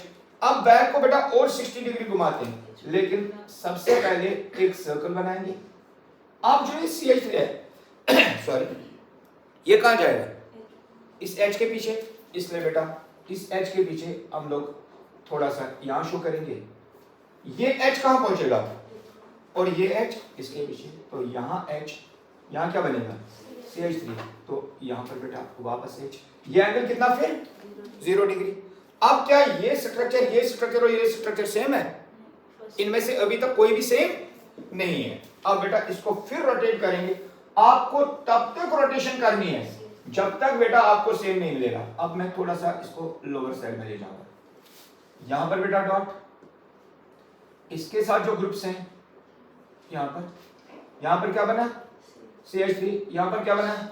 H। यहां पर क्या बना? H। अब किसको घुमाना है? अगेन बेटा ब्लैक वालों को। अब बेटा ये CH3 कहां जाएगा अगर मैं 60 डिग्री रोटेट करूं? यहां पर। ये H कहां पहुंचेगा? यहां पर। और ये H बेटा यहां पर। ये H पहुंचा। यहां पर क्या पहुंचा? CH3। क्या ये स्टैगर्ड नहीं है? स्टैगर्ड क्या होता है? अपोजिट। क्या ये भी स्टैगर्ड नहीं है? लेकिन क्या ये स्टैगर्ड और ये स्टैगर्ड सेम है? क्या ये इक्लिप्स्ड और ये इक्लिप्स्ड सेम है? तो अगर ये बेटा फुल्ली इक्लिप्स्ड है तो ये पार्शियली है। H और H, CH3 के पीछे H छुप सकता है, H के पीछे, लेकिन H के पीछे CH3 पूरा छुप, तो इसलिए बेटा इसको लिखते हैं पार्शियली इक्लिप्स्ड। क्या लिखते हैं? Partially eclipsed. तो ये भी स्टैगर्ड, ये भी स्टैगर्ड। क्या ये दोनों सेम स्टैगर्ड है? तो ये बेटा बना पार्शियली स्टैगर्ड। क्या बना? यानी कि ये स्टैगर्ड तो है, इनका एंगल डिफरेंस तो 60 डिग्री है, लेकिन ये 100% अपोजिट। 100% अपोजिट कौन सा है? तो ये बना बेटा फुल्ली स्टैगर्ड। समझा? फुल्ली स्टैगर्ड को बेटा एंटी भी कहा जाता है। क्यों? CH3 के अपोजिट CH3, H के अपोजिट H के अपोजिट H। अब बेटा इसको वापस 60 डिग्री में रोटेट करते हैं। क्या करते हैं? तो 60 डिग्री में रोटेट करेंगे तो ध्यान रखना, यहां पर एक एटम, यहां पर एक एटम, यहां पर एक एटम। कौन से एटम्स? CH3H और फिर बेटा यहाँ पर सर्कमफ्रेंस से जो एटम्स हैं उनको चेंज करिए। आपने हमेशा CH3 को याद रखना, बाकी खुद ही रोटेट हो जाएंगे। जब CH3 को मैं रोटेट करूंगा कहाँ पहुंचेगा? H के बैक साइड में। तो बेटा थोड़ा सा हम लोग यहाँ पर शो करेंगे, तो ये बना CH3, तो H कहाँ जाएगा? यहाँ पर, और एक H बेटा यहाँ पर जाएगा। क्या ये वाला और ये वाला सिमिलर नहीं है? दो H, एक CH3 के बैक साइड में H है, एक CH3 के बैक साइड में H है, एक H के बैक साइड में CH3 है और एक H के यहाँ पर है, यानी कि ये और ये सिमिलर है। तो इसको क्या लिखेंगे? पार्शियली इक्लिप्स्ड लिख सकते हैं। अब बेटा इसको और 60 डिग्री के थ्रू रोटेट करेंगे। शाबाश, क्या मिलेगा? पहले यहां एक, यहां CH3, यहां CH3, यहां CH3, ये CH3, यहां H, यहां H। अब बेटा यहां पर सर्कमफ्रेंस में क्या करना है? इस CH3 को देख लो, यहां 0 एंगल है, 60 डिग्री करेंगे। CH3 बेटा यहां आएगा, जो ये H है ये यहां पर अपोजिट में पहुंचेगा, जो ये H है बेटा वो यहां पर पहुंचेगा। समझा? अब ये एंगल कितना? यहां पर एंगल बेटा 60 डिग्री। क्या ये वाली और ये वाली सिमिलर नहीं लग रही है? क्यों? यहां पर CH3 और CH3 के बीच में यहां राइट साइड में है, तो यहां लेफ्ट साइड में कितना ही डिफरेंस है, बाकी सब सेम है। तो क्या बना ये? पार्शियली स्टैगर्ड बना।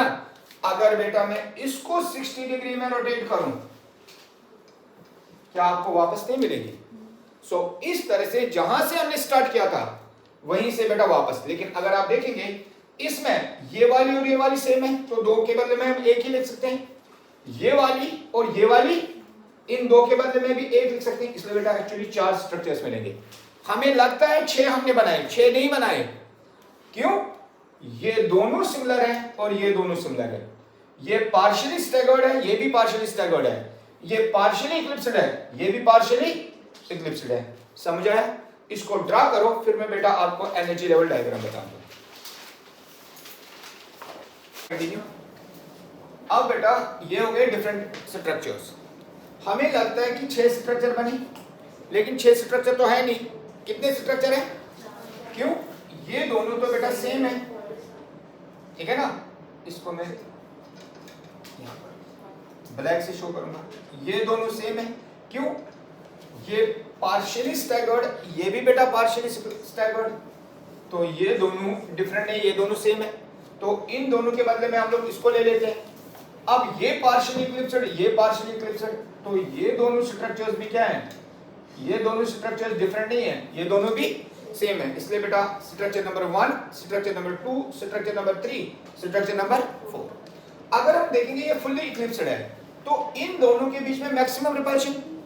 अगर मैक्सिमम रिपल्शन, तो इसकी एनर्जी सबसे ज्यादा, क्योंकि ये सबसे अनस्टेबल, इसलिए याद रखना इसकी एनर्जी यहां पर मैं लिख सकता हूं, एनर्जी इसकी बेटा मैक्सिमम होगी due to repulsion between similar groups.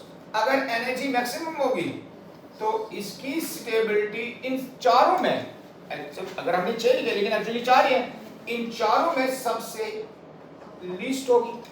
उसके कंपैरिजन में जो फुली स्टैगर्ड है, एक CH3 ऊपर एक दूसरा, दो बच्चों में लड़ाई हो रही थी, एक को एक कोने में दूसरे को दूसरे कोने में बिठाया, फिर भी बेटा वो कर सकते हैं, लेकिन अब वो फिजिकली एक दूसरे के साथ लड़ाई नहीं कर सकते क्योंकि वो अब दूर हो गए। तो इसलिए बेटा उनके बीच में रिपल्शन मिनिमम। तो अगर रिपल्शन मिनिमम, तो उसका मतलब हुआ उसकी एनर्जी जो है वो बेटा कम होगी और स्टेबिलिटी मैक्सिमम होगी। तो इसलिए बेटा यहां लिख सकते हैं इसकी एनर्जी बेटा लीस्ट होगी अमंग दीज स्ट्रक्चर्स, और इसलिए इसकी स्टेबिलिटी जो है वो बेटा मैक्सिमम होगी। जो बाकी दो हैं, इन दोनों की एनर्जी इनके बीच में आएगी। अब बेटा इन दोनों में भी अगर हम कंपेयर करेंगे तो स्टैगर्ड की इक्लिप्स्ड से लेसर होती है। क्यों? यहां पर बेटा रिपल्शन ज्यादा होगी क्योंकि ये बिल्कुल है, इन दोनों के बीच में रिपल्शन यहां पर, तो इसकी एनर्जी जो है स्टैगर्ड की किससे? पार्शियल से। इसलिए बेटा अगर मैं यहां एनर्जी लिखना चाहूंगा दोनों के बीच में, तो क्या आएगा? सबसे कम किसकी? सबसे कम इसकी, तो बेटा लिख सकते हैं फुल्ली इक्लिप्स्ड की, उसके बाद इसकी ग्रेटर देन पार्शियली इक्लिप्स्ड से, उसके बाद बेटा पार्शियली स्टैगर्ड और उसके बाद फुली स्टैगर्ड, और फुली स्टैगर्ड को बेटा एनटीवी कहा जाता है। समझा? तो जो एनर्जी है फुल्ली इक्लिप्स्ड की ज्यादा है किससे? पार्शियली इक्लिप्स्ड से, पार्शियली के बाद पार्शियली स्टैगर्ड और एंटी, और एंटी को बेटा हम लोग फुल्ली स्टैगर्ड ही बोलते हैं। यहां तक समझ आया? अब बेटा इसकी एनर्जी लेवल डायग्राम डालेंगे। अब एनर्जी लेवल डायग्राम में कितने आएंगे? 1 2 3 और 4। तो बेटा यहां पर ड्रा करेंगे।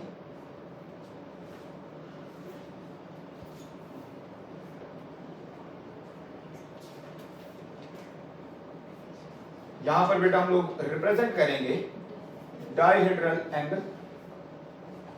यहां पर बेटा y एक्सिस पर हम लोग रिप्रेजेंट करेंगे एनर्जी। अब ध्यान रखना है क्या करेंगे हम लोग? 4 डिफरेंट लाइंस ड्रा करेंगे। जीरो तो किसी की एनर्जी होगी नहीं, तो इसलिए बेटा यहां पर सबसे पहले एक लाइन यहां पर, बाद में देखेंगे किसको कहां पर ड्रा करना है। ये बेटा सेकंड लाइन,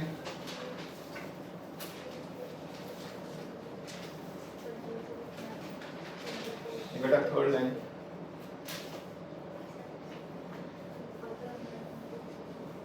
ये बेटा फोर्थ। अब आपने याद रखना एंगल का जो डिफरेंस है वो हमेशा कितना रखना है? 60 डिग्री। 60 डिग्री यहां पर बेटा मैं लिखना भूल गया तो लिख देते हैं 60 डिग्री। अब बेटा सबसे कम एनर्जी किसकी? फुली इक्लिप्स्ड, तो ये वाला है। तो फुली इक्लिप्स्ड की सबसे ज्यादा एनर्जी वो यहां पर, तो क्या मैं लिख सकता हूं ये फुली इक्लिप्स्ड है? फुली इक्लिप्स्ड के बाद किसकी? पार्शियली इक्लिप्स्ड, तो सेकंड नंबर पर आएगा पार्शियली इक्लिप्स्ड। उसके बाद थोड़ा सा बेटा इसको एनर्जी को यहां शो करते हैं। यहाँ एनर्जी को मैं यहाँ पर यूज करूंगा। एनर्जी ये बढ़ रही है, इसका मतलब एनर्जी 0, डायहेड्रल एंगल 0, ठीक है। उसके बाद बेटा पार्शियली स्टैगर्ड, और उसके बाद बेटा फुली स्टैगर्ड, या जिसको हम लोग एंटी। सबसे पहले आपको कौन सा मिल रहा है? Fully staggered. यहाँ पर फुली स्टैगर्ड किसमें कन्वर्ट हुआ? सॉरी, फुली इक्लिप्स्ड किसमें कन्वर्ट होगा?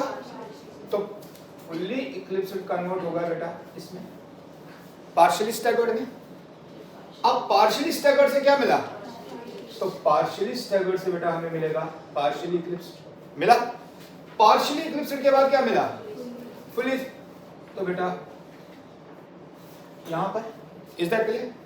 मिला या नहीं मिला? उसके बाद पार्शियली इक्लिप्स्ड, तो पार्शियली इक्लिप्स्ड कौन सा है? ये वाला। उसके बाद पार्शियली स्टैगर्ड, तो पार्शियली स्टैगर्ड कौन सा है? तो इसलिए बेटा 60 के बाद पार्शियली स्टैगर्ड, उसके बाद फुली इक्लिप्स्ड, और उसके बाद बेटा यहां पर हम पहुंचे। अब बेटा अगर मैं एंगल देख लूं तो यहां पर पहला स्टेप 60 डिग्री का एंगल, यहां पर बेटा 120 का एंगल, यहां पर बेटा 180 का एंगल, यहां पर 240 का एंगल, और यहां पर बेटा 300 का एंगल। लिख सकते हैं कौन कौन से एंगल्स हैं? ये सबसे पहले 0 डिग्री, ये कौन सा बेटा 60 डिग्री, ये 120 डिग्री, ये 180 डिग्री, ये कौन सा बेटा 240 डिग्री, ये कौन सा बेटा 300 डिग्री। गलत तो नहीं लिखा? कोई भूल तो नहीं गई? 0, 60, 120, 180, 240, 300, और ये बेटा तो 360 के बाद हम लोग बेटा वापस नहीं पहुंच रहे हैं सर, यहाँ और यहाँ 6 के बाद नहीं पहुंचे, इसलिए 360 के बाद आपको वापस मिलेगा। समझाया एनर्जी लेवल डायग्राम? क्या किया? अब बेटा ये कौन सा है हमारी? पार्शियली इक्लिप्स्ड, ये कौन पार्शियली स्टैगर्ड, ये कौन सी, ये कौन सी? इसीलिए अगर आप इसमें देखेंगे फुल्ली इक्लिप्स्ड की एनर्जी सबसे ज्यादा है और सबसे कम किसकी है? और यहां से यहां जाते जाते कितना एंगल का डिफरेंस हुआ? 180। कैसे? 60 60 120 60 180। समझा? तो इसको बेटा कॉपी करो और यहाँ पर लिख देना, ये मैंने मिटा दिया था, ये है बेटा डाइहेड्रल।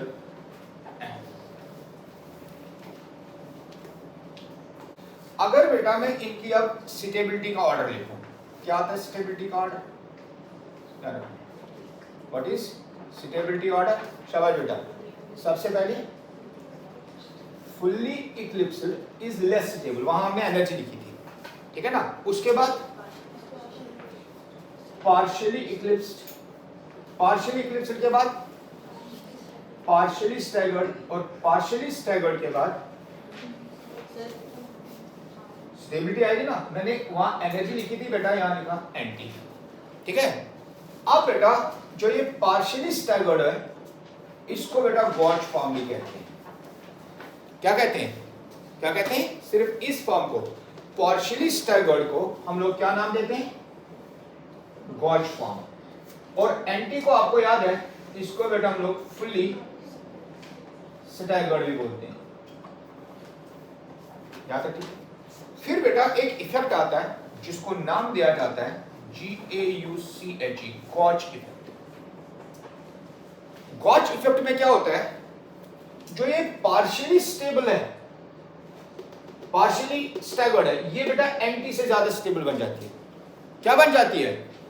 अगर मैं इस स्टेबिलिटी ऑर्डर को लिखना चाहूंगा, क्या मैं ऐसे भी नहीं लिख सकता हूं स्टेबिलिटी ऑर्डर? एंटी सबसे ज्यादा स्टेबल है, उसके बाद बेटा पार्शियली स्टैगर्ड है, उसके बाद बेटा पार्शियली इक्लिप्स्ड है, और उसके बाद बेटा फुल्ली इक्लिप्स्ड। ऐसे भी लिख सकते हैं। मैंने इंक्रीजिंग ऑर्डर में लिखा था, यहां डिक्रीजिंग ऑर्डर में, कोई डिफरेंस? लेकिन बेटा एक इफेक्ट आता है, जैसे मैंने आपको कहा, जिसको बेटा हम लोग कहते हैं गॉच इफेक्ट। गॉच इफेक्ट में क्या होता है कि जो ये पार्शियली स्टैगर्ड होती है, जिसको हम गॉच भी बोलते हैं, वो बेटा एंटी से ज्यादा स्टेबल हो जाती है। यानी कि जो स्टेबिलिटी ऑर्डर है that is partially staggered becomes more stable then anti, लेकिन बाकी में कोई डिफरेंस नहीं आता। तो पार्शियली इक्लिप्स्ड और बेटा फुल्ली इक्लिप्स्ड। लेकिन क्वेश्चन होता है सर ये कब होगा? ये तब होगा जब बेटा हाइड्रोजन बॉन्डिंग होगी। क्या होगी? Hydrogen bonding. और कहां पर हाइड्रोजन बॉन्डिंग होगी? ये हाइड्रोजन बॉन्डिंग बेटा पार्शियली स्टैगर्ड फॉर्म में होती है। किस में होती है? अगर पार्शियली स्टैगर्ड फॉर्म में जो ग्रुप्स हैं फ्रंट कार्बन का और बैक कार्बन का, अगर उनमें हाइड्रोजन बॉन्डिंग होगी तो जो ये पार्शियली स्टैगर्ड है, जिसको हम गॉच भी कहते हैं, वो बेटा ज्यादा स्टेबल बनती है। किससे? एंटी से। और इस इफेक्ट को क्या नाम दिया जाता है? गॉच इफेक्ट। अब क्वेश्चन होता है बेटा ये हाइड्रोजन बॉन्डिंग कहां होती है? तो आपको मैंने कहा था हाइड्रोजन बॉन्डिंग तीन ही एलिमेंट्स करते हैं। कौन कौन सा? एक फ्लोरीन, दूसरा बेटा ऑक्सीजन, और तीसरा बेटा नाइट्रोजन। और वो भी तब जब इनके साथ हाइड्रोजन अटैच हो। अब फ्लोरीन के साथ तो फ्लोरीन जिसके साथ अटैच हो जाता है तो उसके साथ हाइड्रोजन तो होगा नहीं, क्योंकि फ्लोरीन बेटा हमेशा एक ही बॉन्ड बनाता है, ये डायरेक्टली कार्बन के साथ अटैच होगा। हाँ, यहां पर ऑक्सीजन जो है ये बेटा एक बॉन्ड बनाएगा किसके साथ? हाइड्रोजन के साथ। और यहां पर नाइट्रोजन भी एक बॉन्ड बनाएगा किसके साथ? हाइड्रोजन के साथ। यानी कि अगर हमारे मॉलिक्यूल में F प्रेजेंट है, OH प्रेजेंट है या NH प्रेजेंट है, और उसमें जब पार्शियली स्टैगर्ड फॉर्म बनेगी तो फ्रंट कार्बन के एटम्स बैक कार्बन के एटम्स के साथ हाइड्रोजन बॉन्ड बनाएंगे, और उस केस में बेटा जो पार्शियली स्टैगर्ड फॉर्म है वो ज्यादा स्टेबल बनेगी। किससे? एंटी से। यहां पर बेटा हम लोग एक डायग्राम बना देते हैं उस टाइप का। ये कैसे बेटा पॉसिबल है, अब ध्यान रखना, आपने स्ट्रक्चर्स को अपने माइंड में बिठाना है। और हम लोग यहां पर एक स्ट्रक्चर बनाते हैं। ये स्ट्रक्चर CH3, यहां पर CH2, यहां पर CH2, यहां पर बेटा CH3। अब यहां से एक H कम करेंगे तो क्या बनेगा? यहां F लगाएंगे, यहां से एक H कम करेंगे, हमने 2 और 3 के में करना है ना, तो क्या लगाएंगे? NH2 लगा सकते हैं, जरूरी नहीं है, चलो OH लगा लेते हैं यहां पे। अब बेटा इसके स्ट्रक्चर बनाएंगे। सबसे पहले यहां एक, यहां दूसरा, यहां तीसरा, यहां क्या बनेगा? CH3। अब बेटा ध्यान रखना, ये कार्बन नंबर 1 है आपका, चलो ये 1 है, ये 2 है, ये 3 है, ये 4 है। जो 2 है वो फ्रंट, जो 3 है वो रियर बनेगा। ये पहले एक्सप्लेन किया। अब बेटा इसके साथ क्या क्या ग्रुप है? एक CH3 है, एक फ्लोरीन है और एक बेटा H है। अब बेटा जब मैं दूसरे को शो करूंगा जिसको सर्कमफेरेंस से करना है, उसके पास क्या क्या ग्रुप है? OH है, CH3 है और बेटा H है। क्या मैं CH3 को यहां लिखूं? ये फुल्ली इक्लिप्स्ड बनेगी। यहां पर क्या करूं? यहां OH लिखूं और फिर बेटा यहां पर हाइड्रोजन। अब आप कहेंगे सर इन दोनों में हाइड्रोजन बॉन्ड नहीं होगा? नहीं बेटा, इन दोनों में नहीं होगा क्योंकि बिल्कुल नजदीक है। F के पास 3 लोन पेयर हैं और OH में O के पास भी लोन पेयर है, तो लोन पेयर आपस में रिपेल करेंगे, तो बेटा ये उसको हाइड्रोजन बॉन्ड बनाने नहीं देंगे। अब जब वो थोड़ा सा दूर हो जाते हैं तो थोड़ा सा दूर होने के बाद बेटा ये बॉन्ड बनाना शुरू करेंगे। अब ध्यान रखो, अगर मैं इसको 60 डिग्री पर रोटेट करूं तो क्या बनेगा? यहां बॉन्ड, यहां बॉन्ड, यहां बॉन्ड। यहां पर क्या रहेगा? CH3। यहां पर क्या रहेगा बेटा? H। यहां पर क्या रहेगा? F। फ्रंट कार्बन में ये ना H है, CH3 और F है। अब बेटा बैक कार्बन में जो आपका रियर कार्बन है, ये CH3 बेटा यहां पहुंच जाएगा। उसके बाद जो OH है वो यहां पर पहुंच जाएगा। चलो मैं OH को बेटा ऐसे लिख देता हूं, और जो H है वो बेटा यहां पर। ये कौन सी फॉर्म बनी? शाबाश, कौन सी फॉर्म बनी? 60 डिग्री के बाद कौन सी बनी? ये बेटा फुल्ली इक्लिप्स्ड है। फुल्ली इक्लिप्स्ड के बाद क्या बनती है? पार्शियली इक्लिप्स्ड बनती है। फुल्ली इक्लिप्स्ड के बाद क्या बनती है? पार्शियली बेटा स्टैगर्ड। ध्यान रखना, अगर आपको पहचानना हो इक्लिप्स्ड और स्टैगर्ड में क्या डिफरेंस है, एक ही डिफरेंस है बेटा, जहां 0 डिग्री का एंगल है वो इक्लिप्स्ड है, जहां 60 डिग्री का एंगल है वो स्टैगर्ड है। याद रखना, ये बेटा इक्लिप्स्ड नहीं। इक्लिप्स्ड का मतलब क्या होता है? जो एक दूसरे के पीछे हो, चाहे पूरे के पूरे आते हो या आधे आते हो। तो क्या ये इक्लिप्स्ड है? तो ये क्या बनी? Partial staggered. अब बेटा इस पार्शियल स्टैगर्ड में जो OH है, अगर मैं इस H को यहां शो करूं तो क्या इन दोनों के बीच में यहां हाइड्रोजन बॉन्ड नहीं बनेगा? क्यों? F का चार्ज डेल्टा नेगेटिव, O का चार्ज भी, और H का चार्ज क्या है? Delta positive. तो इसकी वजह से इस मॉलिक्यूल की एनर्जी क्या हो जाएगी? कम। क्यों? क्योंकि जहां पर भी बॉन्ड बनता है, bond making is an exothermic process, और एक्सोथर्मिक प्रोसेस में एनर्जी रिलीज होती है। तो इसकी वजह से बेटा यहां पर एनर्जी रिलीज होगी, और जब इसकी एनर्जी रिलीज हुई तो इसकी एनर्जी कम हो जाती है, और इसलिए बेटा जो पार्शियली स्टैगर्ड है वो ज्यादा स्टेबल बनता है। किससे? एंटी में। लेकिन कब? जब बेटा हाइड्रोजन बॉन्डिंग होगी, और ये कहीं पर नहीं होगी। अब आप कहेंगे सर दूसरे में दिखा दो। अब बेटा मैं इसको इक्लिप्स्ड फॉर्म में ले जाता हूं, पार्शियली इक्लिप्स्ड में, तो क्या बनेगा? यहां ध्यान रखना, यहां बेटा एक यहां, एक यहां, एक यहां। ये CH3 है, ये H है, ये F है। जब मैं बेटा इसको दूसरे स्ट्रक्चर में ले जाऊंगा तो ये OH कहां आ जाएगा? ये OH बेटा अब यहां पर आएगा, और यहां से यहां बॉन्ड नहीं बन जाएगा, और ये अब बेटा यहां पर CH3। क्या CH3 और F में बॉन्ड बनेगा? क्या बेटा यहां पर बॉन्ड बन सकता है? इसलिए याद रखना, जो हाइड्रोजन बॉन्ड बनती है वो बेटा सिर्फ किसमें बनती है? Partially staggered. और पार्शियली स्टैगर्ड को क्या हम लोग बोलते हैं? गॉच बोलते हैं। इसीलिए बेटा इस इफेक्ट का नाम दिया गया गॉच इफेक्ट। ये बेटा कॉपी कर। अब बेटा यहां पर दोबारा से draw most suitable conformational isomers. पहली एग्जांपल CH3 CH, यहां Cl, CH, यहां Cl, और यहां पर बेटा CH3। और दूसरी एग्जांपल बेटा CH3 CH, यहां पर NH2, यहां CH, यहां पर बेटा NH2, और यहां CH3। आपने ध्यान रखना, ये कार्बन हमारा फ्रंट कार्बन बनेगा और ये कार्बन बेटा हमारा रियर कार्बन बनेगा। इस केस में ये कार्बन बेटा हमारा फ्रंट कार्बन बनेगा और ये कार्बन बेटा हमारा रियर। यानी कि हमने इस मॉलिक्यूल में यहां पर बेटा रोटेशन करनी है, फ्री रोटेशन, और इस मॉलिक्यूल में यहां पर बेटा हमने फ्री रोटेशन करनी है। अगर इस कंफर्मेशन में हम लोग देखेंगे तो यहां पर बेटा कोई हाइड्रोजन बॉन्डिंग नहीं होती है।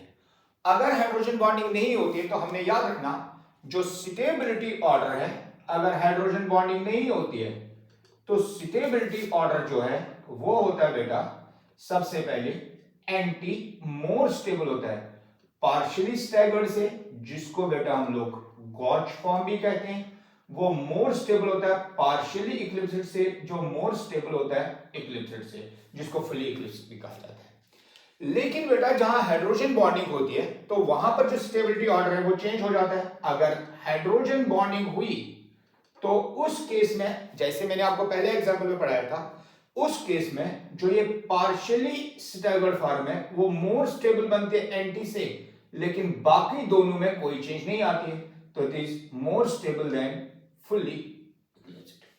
अब बेटा यहां पर क्योंकि NH2 NH2 ग्रुप है, तो NH2 NH2 ग्रुप जब एक फ्रंट में हो और एक रियर में है तो वहां पर बेटा हमें पता है कि वहां पर हाइड्रोजन बॉन्डिंग हो जाती है।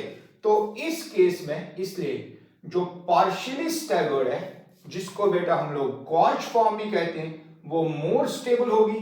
और इस केस में क्योंकि कोई हाइड्रोजन बॉन्डिंग नहीं होती तो इसलिए बेटा इस केस में एंटी फॉर्म जो है वो स्टेबल होगी। एंटी फॉर्म को बेटा हम लोग फुल्ली स्टैगर्ड भी बोलते हैं। तो इसलिए जब हमें स्ट्रक्चर ड्रा करने हो तो यहां पर जो फ्रंट कार्बन है, यहां पर एक एटम, यहां पर दूसरा, यहां पर तीसरा, कौन से एंगल पर? शाबाश, 120 पर। तो फ्रंट कार्बन के साथ एक Cl अटैच है, एक CH3 अटैच है और बेटा एक H अटैच है। अब जो रियर कार्बन है उसको बेटा हम लोग सर्कल से शो करते हैं और यहां पर उसके जो एटम्स हैं या ग्रुप्स हैं वो बेटा सर्कमफ्रेंस से हम लोग ड्रा करते हैं। क्योंकि हमने एंटी बनाना है तो Cl के अगेंस्ट Cl आना चाहिए, तो बेटा इसलिए इसका एंटी Cl यहां पर आएगा। CH3 के अगेंस्ट CH3 आना चाहिए क्योंकि ये बेटा फुल्ली स्टैगर्ड है, तो यहां CH3, तो H के अगेंस्ट बेटा यहां H आएगा। So this is more stable then the Eclipse form. अब बेटा इस केस में हमने गॉच फॉर्म बनानी है, तो गॉच फॉर्म में क्या होता है? सबसे पहले फ्रंट कार्बन, यहां पर एक एटम, यहां पर दूसरा एटम, यहां पर बेटा तीसरा एटम, और जो दूसरे इसके साथ एटम्स अटैच है कौन कौन सा? यहां बेटा NH2 अटैच है, साथ में बेटा CH3 अटैच है और एक H अटैच है। तो गॉच फॉर्म का मतलब होता है जो 60 डिग्री के रोटेशन पर बनेगा। तो यहां पर बेटा अगेन यहां पर सबसे पहले एक सर्कल ड्रा करेंगे। इस सर्कल में यहां पर बेटा सर्कमफ्रेंस से हम लोग एटम्स अटैच शो करेंगे, यहां से सर्कमफ्रेंस से और यहां से बेटा सर्कमफ्रेंस से। अब यहां पर क्या करना है? दूसरे के साथ भी जो एटम अटैच है, एटम्स अटैच है वो सेम है, इसलिए यहां पर बेटा जो ग्रुप हम लोग लिखेंगे दैट विल बी NH2। फिर बेटा यहां पर इसके यहां पर CH3 आएगा और यहां पर H। ये दोनों बेटा हम लोग एक दूसरे से ये स्ट्रक्चर बेटा हम लोग इसमें कन्वर्ट करेंगे। अब यहां पर अगर हम लोग देखेंगे तो इस NH2 को बेटा मैं ऐसे भी लिख सकता हूं, यहां पर H, यहां पर बेटा H। अब ये H का चार्ज डेल्टा पॉजिटिव है, इस N का चार्ज डेल्टा नेगेटिव है, इस N का चार्ज बेटा डेल्टा पॉजिटिव। तो इसलिए क्या होगा? दो इलेक्ट्रोनेगेटिव एटम्स के बीच में एक हाइड्रोजन एटम आता है और ये बेटा यहां पर एक बॉन्ड बनाता है जिसको हम लोग कहेंगे हाइड्रोजन बॉन्ड। तो इसलिए बेटा इस फॉर्म में हाइड्रोजन बॉन्डिंग होगी, क्योंकि बॉन्ड फॉर्मेशन एक एक्सोथर्मिक प्रोसेस है, तो एनर्जी बेटा कम हो जाती है और जिस चीज की एनर्जी कम होती है उसकी स्टेबिलिटी ज्यादा। इसीलिए इस केस में जहां पर हाइड्रोजन बॉन्डिंग होती है वहां पर पार्शियली स्टैगर्ड, जिसको हम लोग गॉच फॉर्म भी कहते हैं, वो बेटा मोर स्टेबल होती है देन एंटी फॉर्म। ये बेटा यहां पर इसको कॉपी कीजिए, फिर मैं आपको एक और एग्जांपल करवाता हूं।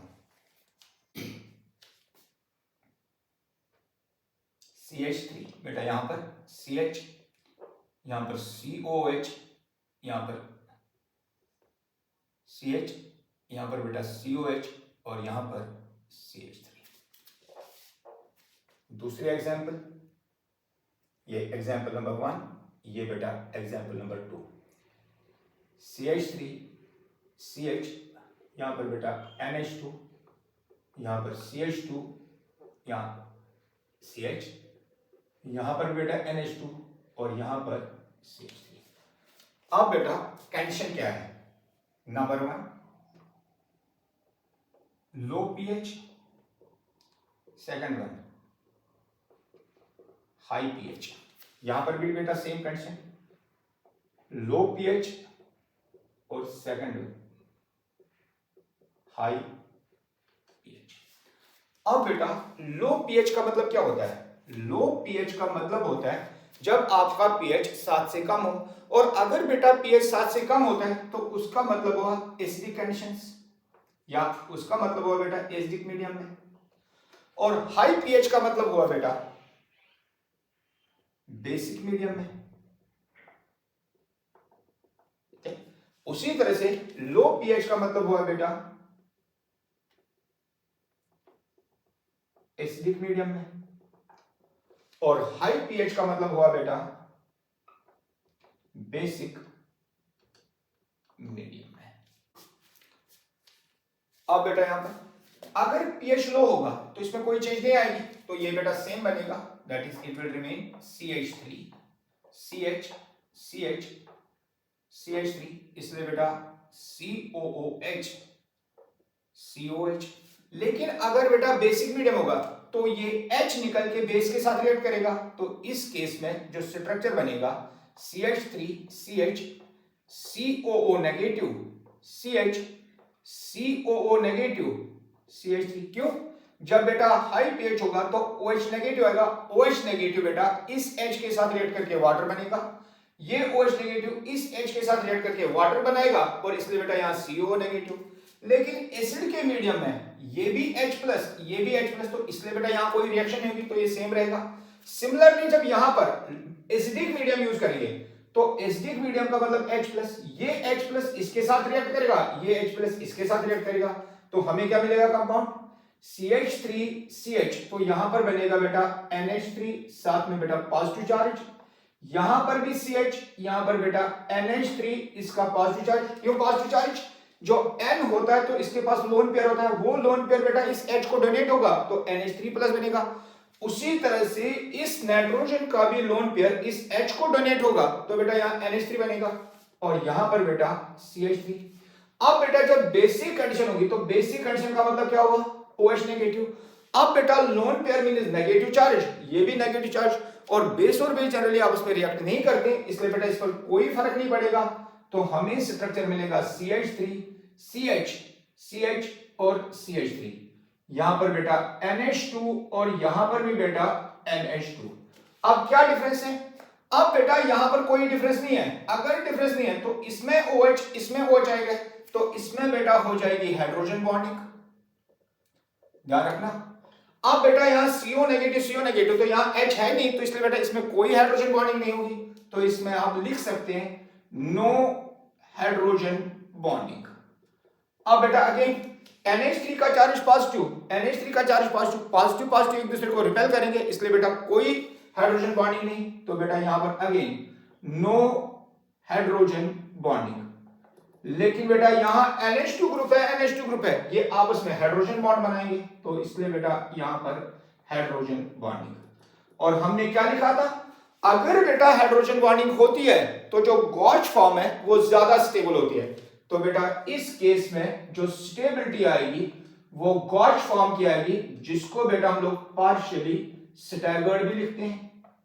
लेकिन अगर हाइड्रोजन बॉन्डिंग नहीं होती है तो उस केस में बेटा जो एंटी होता है, जिसको हम लोग फुल्ली स्टैगर्ड लिखते हैं,